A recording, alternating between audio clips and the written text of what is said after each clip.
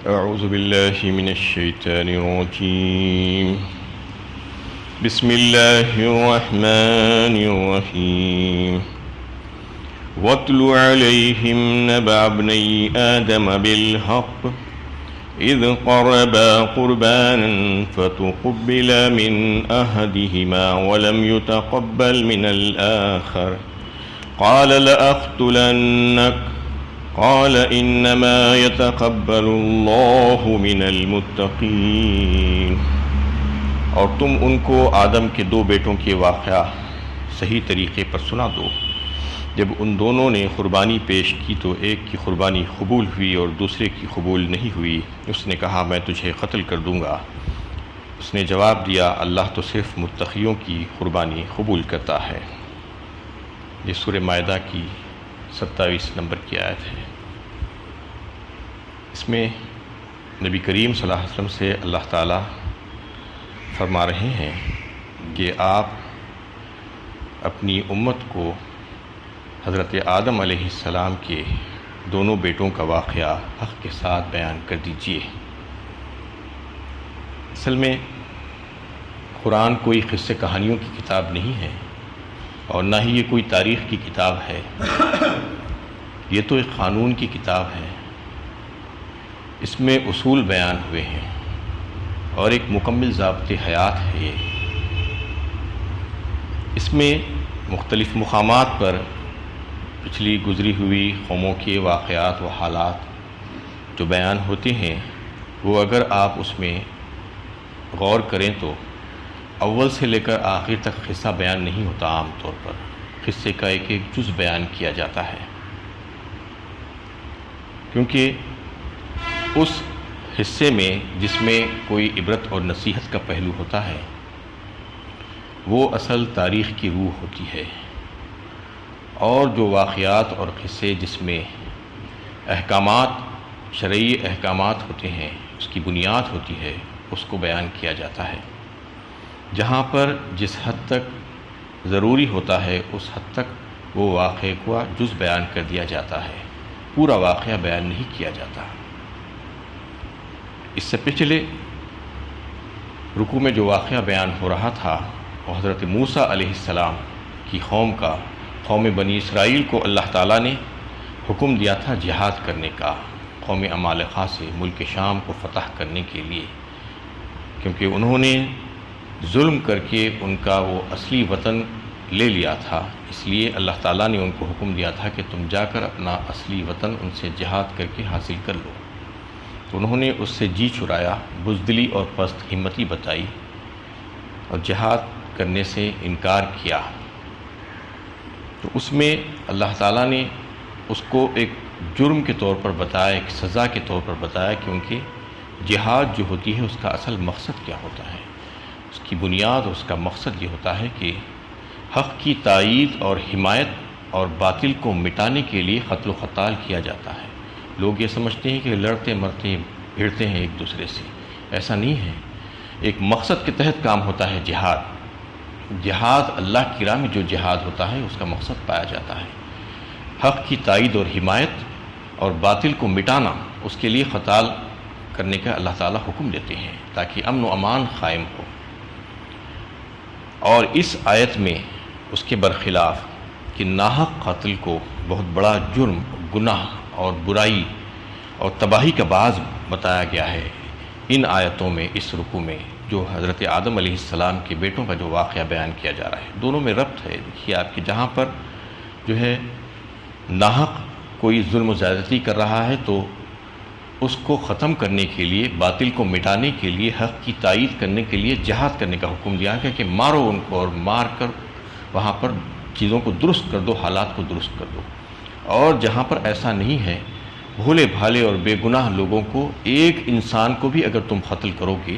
تو ساری کی ساری انسانیت کو قتل کرنے کے برابر ہے کہا گیا اس میں. یعنی اسلام کی نظر میں ایک انسان کی بھی بہت بڑی اہمیت ہے، اس کے خون کی بہت اہمیت ہے. جیسا کہ اسلام کو بدنام کر دیا جاتا ہے یہ کہہ کر کہ اسلام میں تو مرتے مارتے ہیں، جہاد لڑنا جھگڑنا ہے، ایسا نہیں ہے. اسلام بہت امن پسند مذہب ہے. جیسا کہ جہاد کے تعلق سے ایک غلط نظریہ بٹھا دیا گیا ہے لوگوں کے دلوں میں کہ یہ مارنا مرنا ہے، نہیں، مارنا مرنا نہیں ہے، جبکہ آج ناحق لوگوں کو مار رہے ہیں، ختم کر رہے ہیں سمو ہزاروں کی تعداد میں، جو ہوتا ہے اس کو تو کوئی بول نہیں رہا ہے، اس کو جرم نہیں سمجھ رہا ہے، اور وہ مجرموں کو سزائیں نہیں ملتی، لیکن جہاد کے بارے میں لوگ اس کی مخالفت کرتے ہیں، جبکہ جہاد عام طور پر جو ہو قتال جو جسے کہا جاتا ہے، لڑائی جو ہوتی ہے، جنگ، وہ سب سے آخری درجہ ہے جہاد کا، اس سے پہلے بہت سے درجات ہیں، اس سے پہلے واعظ و نصیحت ہے اور دیگر کئی ایک چیزیں ہیں، اس کو ساری چیزوں کو اپنانے کے بعد قتال کی نوبت آتی ہے، ایسے ہی جا کر قتال نہیں کیا جاتا، تلوار اٹھا کر جو ہے لڑی جنگ نہیں کی جاتی ہے، جبکہ اس کی مخالفت کر دی جاتی ہے، وہ تو حق کو ثابت کرنے کے لیے اور باطل کو مٹانے کے لیے ہوتا ہے، اور یہ قتل ناحق جو ہوتا ہے وہ تو بلا وجہ کے، بغیر کسی وجہ کے کسی کو بھی چلتے چلتے بھولے بھالے لوگوں کو اور ان کو جو ہے مار دیا اور ختم کر دیا جاتا ہے، اس کی زبردست اس میں جو ہے مذمت کی گئی ہے ان آیتوں میں۔ اللہ تعالیٰ نے اس کے ذریعے سے یہاں پر جو ہے یہ بات بتا دی کہ قتل ناحق بہت بڑا جرم ہے اور یہ تباہی کا باعث ہے، اور اس میں جو بات جو شروع کی گئی ہے وَاتْلُو عَلَيْهِمْ نَبَأَ ابْنَيْ آدَمَ بِالْحَقِّ کہہ کر ابن آدم کہا گیا، ابن آدم آدمی کو ابن آدم کہا جاتا ہے، آدم کی اولاد، لیکن یہاں پر خصوصی طور پر جو ہے جمہور صحابہ اور تابعین علماء نے اس سے مطلب یہ لیا ہے کہ یہ حضرت آدم علیہ السلام کے دو سلبی اور حقیقی بیٹوں کا تذکرہ ہے اس میں، جن کا نام تھا حابیل اور قابیل۔ بتایا جاتا ہے روایتوں سے کہ حابیل اور قابیل دو سلبی اور حقیقی بیٹے تھے حضرت آدم علیہ السلام کے، ان کا واقعہ یہاں پر بیان کیا جا رہا ہے، اور ایک لفظ اور ایک آیا کہ وَاتْلُو عَلَيْهِمْ نَبَأَ ابْنَيْ آدَمَ بِالْحَقِّ، حق کے ساتھ، صحیح سچا، مطلب یہ ہے کہ واقعات جب دنیا میں بیان ہوتے ہیں، نقل ہوتے ہیں، تو آپ دیکھتے ہیں کہ کتنا رد و بدل ہو جاتا ہے اس میں، ایک زبان سے دوسری زبان تک پہنچتے اس کا مضمون ہی بدل جاتا ہے، تھوڑے سے عرصے میں ایک کا ایک ہو جاتا ہے، لیکن اس میں اللہ تعالیٰ یہ بتانا چاہ رہے ہیں کہ یہ ویسا نہیں ہے معاملہ جیسا کہ دنیا میں لوگ واقعات کو بیان کرتے ہیں۔ ان ھذا لہو القصص الحق، فرمایا ایک مقام پر اس قسم کے واقعات بیان کرتے ہوئے، یہ واقعہ جو ہے حق ہے، سچائی ہے، اس میں دھوکہ اور فریب، جھوٹ، شک و شبہ کچھ بھی نہیں ہے۔ یہی وجہ تھی کہ آپ صلی اللہ علیہ وسلم جب یہ واقعات کو سناتے تھے، پچھلے قوموں کے حالات کو، ہزاروں سال پرانے واقعات ہیں، لیکن ایسے سناتے ہیں جیسے آنکھوں دیکھا ہے، آپ دیکھ رہے ہیں بالکل اس طریقے سے، سچائی کے ساتھ، ایک ایک لفظ اس میں جو ہے صحیح اور حق ہوتا تھا، اس کو آپ صلی اللہ علیہ وسلم جو سناتے تھے تو اس کا ذریعہ اور کوئی نہیں، وہی تھا، بذریعہ وہی آپ کو معلوم کیا جاتا تھا، آپ کو جو ہے اس کا علم دیا جاتا تھا، اور یہ آپ کی نبوت کی سچائی کی دلیل ہوتی تھی کہ آپ صلی اللہ علیہ وسلم سچے نبی ہیں، اس لیے اللہ تعالیٰ آپ کے اوپر وحی کے ذریعے سے انکشاف کرتے ہیں ان تمام باتوں کا جو لوگوں کے سامنے، نظروں کے سامنے نہیں ہے، ہزاروں سال پہلے یہ واقعات ہو چکے تھے۔ تو اس میں اللہ تعالیٰ نے یہ بات واضح کر دی کہ یہ واقعہ جو بیان کیا جا رہا ہے بالکل سچا اور حق ہے، اس میں کوئی باطل نہیں ہے، اس میں کوئی شک و شبہ نہیں ہے۔ اذ قربا قربانا فتقبل من احدهما ولم يتقبل من الآخر، اور فرمایا گیا کہ دونوں نے قربانی پیش کی تو اس میں سے ایک کی قربانی قبول ہوئی اور دوسرے کی قربانی رد کر دی گئی، نامقبول ہوئی، یعنی دونوں بیٹوں نے قربانی پیش کی تھی اللہ تعالیٰ کو۔ قربانی قبول ہونے کی علامت اس زمانے میں یہ ہوتی تھی کہ اپنی اپنی قربانیاں ایک میدان میں رکھ دی جاتی اور آسمان سے آگ آتی، اور جو قربانی اللہ تعالیٰ کے ہاں مقبول ہوتی اس کو آگ کھا لیتی، اور جو نامقبول ہوتی وہ ویسی ہی پڑی کی پڑی رہ جاتی۔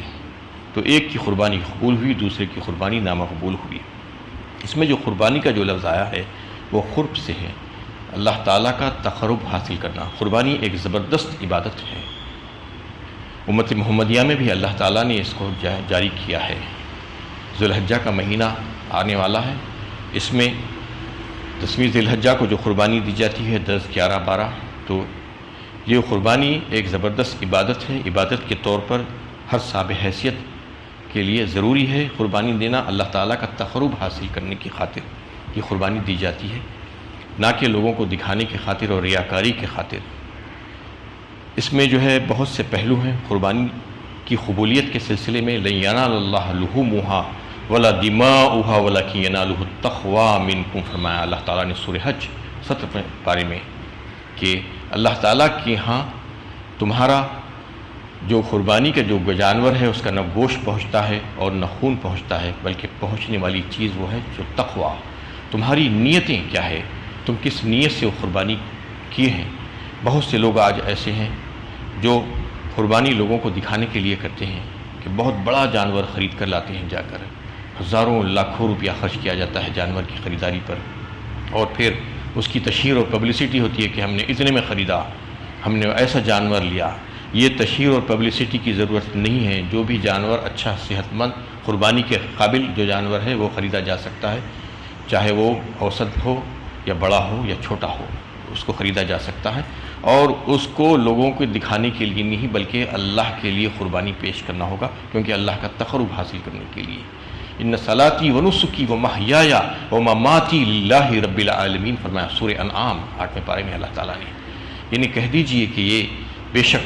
میری نمازیں، میری جانی اور مالی عبادتیں، میری قربانیاں، میرا جینا اور میرا مرنا سب اللہ رب العالمین کے لیے۔ یہ طرز عمل ہونا چاہیے ہم سب مسلمانوں کا، یہ نہیں کہ کسی اور کو دکھانے کے لیے، کسی اور کو خوش کرنے کے لیے، کسی اور کی واہ واہ لینے کے لیے نہیں، بلکہ اللہ تعالیٰ کے لیے۔ تو اس میں یہ بتانا مقصود ہے کہ قربانی جب دونوں بیٹوں نے پیش کی تو ایک کی قبول ہوئی، دوسرے کی رد کر دی گئی۔ رد کرنے کی وجہ یہی تھی کہ اس میں تقویٰ نہیں تھا۔ آیت کے اگلے حصے میں جو ہے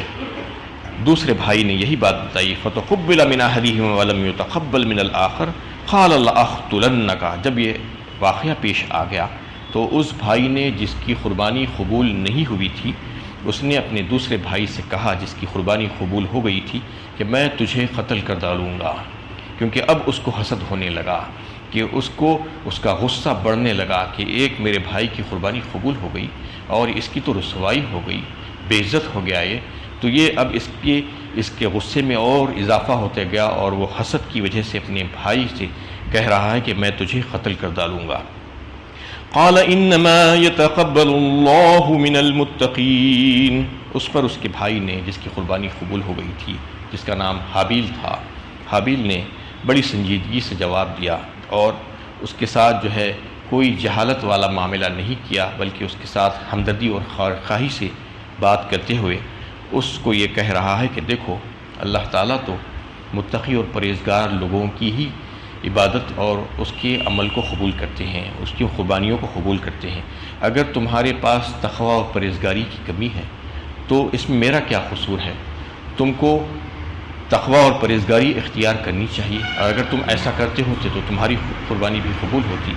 تم نے چونکہ ایسا نہیں کیا اس لیے تمہاری قربانی اللہ کے ہاں نامقبول ہو گئی۔ یہ اس نے جو ہے اپنے بھائی کو جواب دیا، جو یہ کہہ رہا ہے اپنے بھائی سے کہ میں تجھے قتل کر ڈالوں گا، اس کے جواب میں یہ اتنی سنجیدگی سے جواب دے رہا ہے۔ اس میں حاسدوں کی حسد کرنے کا علاج بھی بتایا گیا ہے کہ حاسد جب حسد کرتا ہے تو اس وجہ سے کہ دیکھتا ہے کہ کسی اور شخص کو اللہ تعالیٰ کی طرف سے نعمتیں مل گئی ہیں تو وہ غصے میں آتا ہے اور اللہ تعالیٰ کی تقسیم پر ناراض ہوتا ہے، کہتا ہے کہ اس کو کیسے مل گیا، مجھے کیوں نہیں ملا آخر میں۔ تو اس میں یہ بتایا جا رہا ہے کہ ایسے وقت میں اس شخص کو یہ سوچنا چاہیے کہ میرے اعمال کی کوتاہی ہو سکتی ہے، یہ میرے گناہوں کا سبب ہو سکتا ہے کہ اس وجہ سے مجھے یہ نعمت نہیں ملی ہے، لہٰذا وہ اللہ تعالیٰ سے رجوع ہو، نہ کہ جس شخص کو جو نعمت مل گئی ہے وہ نعمت کے زوال کی فکر میں پڑ جائے، بلکہ اللہ تعالیٰ سے رجوع ہو کر اللہ تعالیٰ سے معافی مانگے اپنے اعمال کی کوتاہی کے سلسلے میں۔ تو اس میں حاسدوں کی حسد کا علاج اور حسد کرنا کتنی بری بیماری ہے یہ بتایا ہے کہ وہ خطرناک بیماری ہے، وہ انسان کو قتل جیسے سنگین جرم پر بھی آمدہ کر سکتی ہے۔ اور قربانی کی قبولیت کے لیے تقوی کی شرط یہاں پر رکھی گئی اور بتائی گئی۔ اس میں جو ہے یہ بتا دیا گیا کہ انہی کی قربانیاں قبول ہوتی ہیں اللہ تعالیٰ کی بارگاہ میں جو تقوی اور پرہیزگاری رکھنے والے ہیں اور جو خدا ترسی کے ساتھ اس کو اللہ کی حضور اللہ کی بارگاہ میں پیش کرتے ہیں۔ جو ایسا نہیں کرتے تو پھر ان کی قربانیاں اور ان کی عبادتیں اور ان کے اعمال اللہ تعالیٰ کے ہاں قابل قبول نہیں ہوتے ہیں، ان کی کوئی قدر و قیمت اللہ کے ہاں نہیں ہوتی ہے۔ اس سے جو ہے ان دونوں بھائیوں کی بات چیت سے یہ بات ظاہر ہوئی کہ جو بھی عمل ہو وہ تقوی اور پرہیزگاری والا عمل ہو، اس کی بنیاد تقوی پر ہونی چاہیے۔ یہی معاملہ تھا کہ حضرات صحابہ کرام رضی اللہ تعالیٰ علیہم اجمعین کا کہ وہ ان کا تقوی کا معیار بہت بلند تھا، حالانکہ اس کے باوجود وہ انتہائی ڈرتے تھے، حد سے زیادہ ڈرتے تھے، فکر مند رہتے تھے اپنے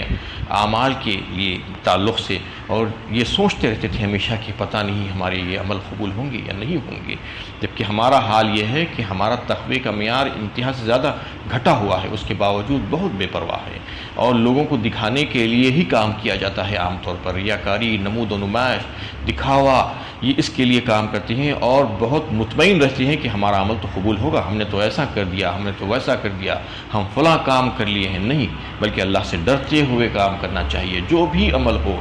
بڑے سے بڑا بھی عمل اگر ڈر سے خالی ہوگا، تقوی کے بغیر ہوگا، تو وہ قابل قبول نہیں ہوگا، یہ سمجھ لینا چاہیے۔ چاہے لوگوں کی نظروں میں، انسانوں کی نظروں میں بہت بڑا عمل ہوگا، پہاڑ جیسا ہوگا، چھوٹے سے چھوٹا عمل بھی رائی کے دانے کے برابر بھی اگر ہوگا اور وہ تقوی کی بنیاد پر ہوگا، تو پھر اللہ تعالیٰ کے ہاں اس کا جو ہے مرتبہ ہے، اور اس کے تعلق سے اللہ تعالیٰ جزا دیں گے۔ اور اگر کوئی یہ چاہتا ہے کہ میرے جو بھی عمل، زندگی بھر کے عمل، وہ اللہ تعالیٰ کے ہاں مقبول ہو اور وہاں پر جانے کے بعد مجھے رسوائی کا سامنا نہ کرنا پڑے، تو وہ خود اپنا محاسبہ کرے۔ آج ہی اب اس کو مہلت ملی ہوئی ہے، دیکھے کہ وہ جو بھی عمل کر رہا ہے، صبح سے شام تک کی عبادتیں اور عمل اور قربانیاں جو پیش کر رہا ہے، اس میں تقویٰ ہے یا نہیں ہے۔ تقویٰ پیدا کرنے کی کوشش کریں، ورنہ وہاں پر جانے کے بعد معلوم ہوگا کہ یہ عمل تو رائے گاہ اور بیکار ہو گیا، اس کا تو کچھ بھی صلہ مجھے نہیں ملا۔ اللہ تعالیٰ سے دعا ہے کہ اللہ تعالیٰ ہمیں صحیح علم و عمل کی توفیق عطا فرمائے۔ وآخر دعوانا ان الحمد للہ رب العالمین۔